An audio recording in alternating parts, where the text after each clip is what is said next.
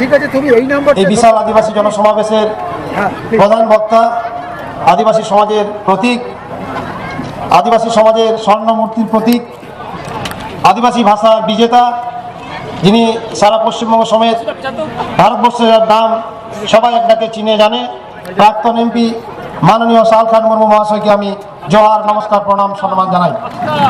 মঞ্চে আছেন আমাদের অত্যন্ত কাছের, আমাদের রাজ্য তৃণমূল কংগ্রেসের অন্যতম লিডার, উত্তরবঙ্গে যিনি তৃণমূল কংগ্রেসকে প্রতিষ্ঠাতা করেছিলেন, বর্তমান রাজ্য সরকারের উত্তরবঙ্গ উন্নয়ন দপ্তরের মন্ত্রী সম্মানীয় রবীন্দ্রনাথ ঘোষ মহাশয়কে আমি প্রণাম, সম্মান, নমস্কার জানাই। মঞ্চে আছেন যেনারা আপনারা সকলেই চিনেন, আমাদের রাজ্য তৃণমূল কংগ্রেসের রাজ্য প্রথম সারির লিডার, যিনি একাধিক পদ অলঙ্কৃত করে আমাদের নেত্রীকে সঙ্গে নিয়ে বহু সংগ্রামকে এগিয়ে নিয়ে, লড়াইকে এগিয়ে নিয়ে আমাদের বামফ্রন্ট সরকারকে পিছনে ফেলে যে নেত্রীর হাতকে শক্ত করেছিলেন, এবং পরিবহন দপ্তর যখন এক সময় ঢুকিয়ে পড়েছিল সেই দপ্তরকে এগিয়ে নিয়ে গিয়ে পশ্চিমবঙ্গের বুকে পরিবহন ব্যবস্থাকে এগিয়ে নিয়ে গেছিলেন বর্তমান রাজ্য তৃণমূল কংগ্রেসের অন্যতম লিডার মাননীয় মদন মিত্র মহাশয়। ওনাকে আমি সম্মান, নমস্কার, প্রণাম এবং জোহার জানাই।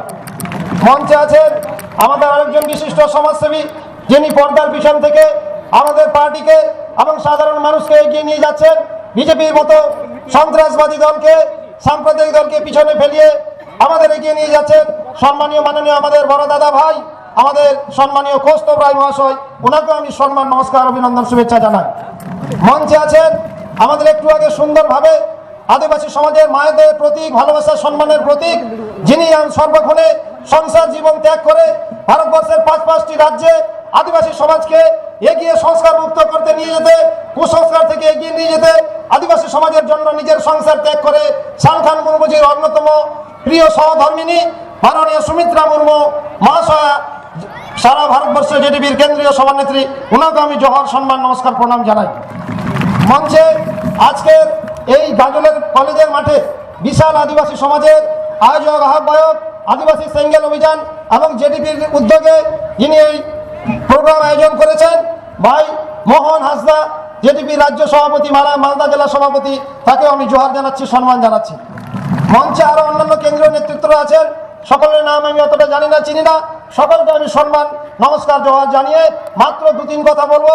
এই জন্য 2-3 কথা বলবো যে আদিবাসী সমাজের মানুষজন যার বক্তৃতা শুনতে এসেছেন এবং বর্তমান ভারতবর্ষের পরিস্থিতি, রাজনৈতিক পরিস্থিতিতে কি করা উচিত, আদিবাসী সমাজকে আগামীতে কি করা উচিত, কি করে এগিয়ে নিয়ে যেতে হবে, আপনারা তার বক্তৃতা মন দিয়ে শুনবেন। আমি সময় নষ্ট করতে চাই না, কারণ যে দাদারা এবং মঞ্চে সম্মানীয় ব্যক্তিরা আছে তাদের কাছে অত্যন্ত আমি ছোট মানুষ, আমার অকাত খুব কম, আমি খুব সাধারণ কর্মী। মঞ্চে জনপ্রতিনিধি থাকলে 2-4 কথা বলতে হয়।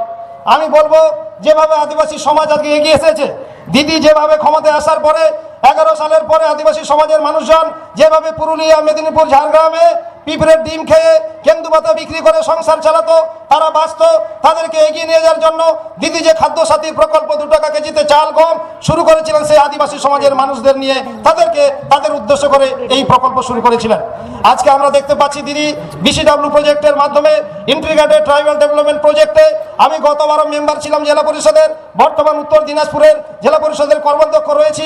এই ডিপার্টমেন্টে হাজার কোটি টাকা বরাদ্দ করে আদিবাসী গ্রামের রাস্তাঘাট, পানীয় জল, স্বাস্থ্যের কাজে এই দপ্তর থেকে উনি নিজে হাতে এই দপ্তর রেখেছিলেন আদিবাসী সমাজের কাজের উন্নয়ন করার জন্য। এবং আপনারা জানেন যেভাবে জয় জোহার প্রকল্প করে আদিবাসী মানুষদের সম্মান দেওয়ার, মাঝি থান, জহর থান থেকে আরম্ভ করে অলচিকি ভাষাকে স্বীকৃতি দেওয়া, অলচিকি ভাষায় লেখাপড়া আরম্ভ, এবং অলচিকি ভাষায় আপনারা জানেন যে বিএড করে, বিএলএড করে আজকে চাকরিতে আদিবাসী সমাজের ভাই বন্ধুরা চাকরি করছে। আপনারা দেখতে পাচ্ছেন বিরসা মুন্ডার নামে পুরুলিয়াতে ইউনিভার্সিটি তৈরি হয়েছে। আমরা কি দেখলাম, এত কিছু উন্নয়ন করার পরে 11 সালে আপনারা দলে দলে দিদিকে সমর্থন করেছিলেন, সাহায্য করেছিলেন, বাংলার মা অগ্নিকন্যা মমতা ব্যানার্জির জন্য আপনারা এগিয়ে এসেছিলেন। কিন্তু পরবর্তীকালে আমরা কি দেখলাম, কেন্দ্রের একটি বিজেপি পার্টি চক্রান্ত করে আদিবাসী সমাজের ভাই, মানুষ, বন্ধু, আত্মীয় স্বজনরা সরল সাদাসিধা হয়, তারা গন্ডগোল অশান্তিতে জড়িত হয় না। তাদের আদিবাসী নৃত্য ভারতবর্ষের বিখ্যাত নৃত্য, তাদের বাড়ির লেপন, সারা ভারতবর্ষের বড় কৃষ্টি কালচার, তারা সবাই মিলে ঐক্যবদ্ধ থাকে। কিন্তু একটি দল, বিজেপি দল এসে 18 সালে আমরা কি দেখলাম যে তারা বিভিন্ন অপপ্রচার, গুজব প্রচার করে তাদেরকে লেলিয়ে দিলেন যে আদিবাসী সমাজের বাড়িতে পুত্র সম্মান বা বাচ্চা কাচ্চা হলে তীর দিয়ে পূজা করা হয়, সেই তীরকে তারা গুজব করে তাদের উত্তেজিত করে এই পবিত্র তীরকে অপবিত্র করার চক্রান্ত বিজেপি করেছিল। আপনারা তার জন্য রুখে দাঁড়ান। আপনাদের কাছে আমি অনুরোধ রাখবো, তারা আপনাদের নিয়ে ব্যবহার করে। আজকে আমরা বিজেপি জানি যে যারা 33 কোটি দেব দেবতার নাম জানি না, তারা মডার্ন রাম ভক্ত হয়ে গেছে। আজকে তারা আদিবাসী সমাজকে বিভ্রান্ত করে ভুল করার জন্য বিজেপির যেটা পরিকল্পনা আছে যে আদিবাসী সমাজের মানুষ সরল সাদাসিধা মানুষ, এদেরকে সহজে ভুল বুঝিয়ে হিন্দু করতে হবে, তাদেরকে জোর করে ধর্ম পরিত্যাগ করাতে হবে, এই তাদের উদ্দেশ্য, তাদের এই কুচক্র আমরা জানি। তারা মুসলিম সমাজের মানুষকেও আজকে ভারতবর্ষকে হিন্দু রাষ্ট্র বানাতে চাইছে।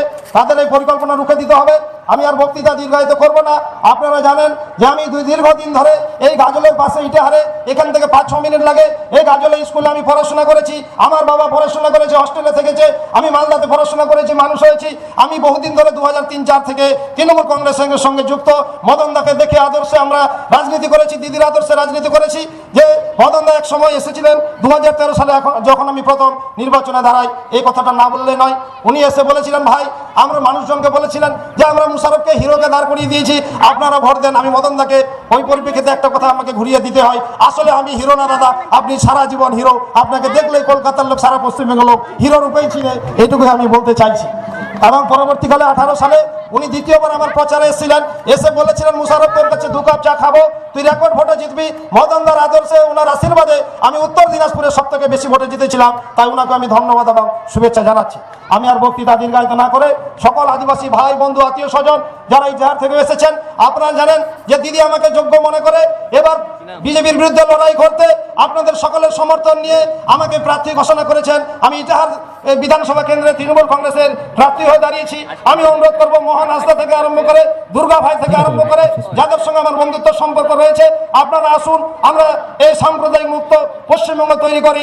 ইতিমধ্যে ঘোষিত হয়ে গেছে যে সরকার দিদিরে হবে, সে সরকার দুয়ারে দুয়ারে সরকারে চলে গেছে, তার সাফল্য আপনারা পেয়ে গেছেন। যাকে অনেক কথা বলার ছিল, পরবর্তীকালে মিটিং মিছিল ডেপুটেশনের প্রচারে আপনাদের সঙ্গে আমরা ঐক্যবদ্ধভাবে থাকবো, এই কথা প্রতিশ্রুতি দিয়ে আপনারা সকলকেই সম্মান ভালোবাসা জোহার জানিয়ে আমার বক্তব্য শেষ করছি। নমস্কার, বন্দে মাতরম, খোদা হাফেজ।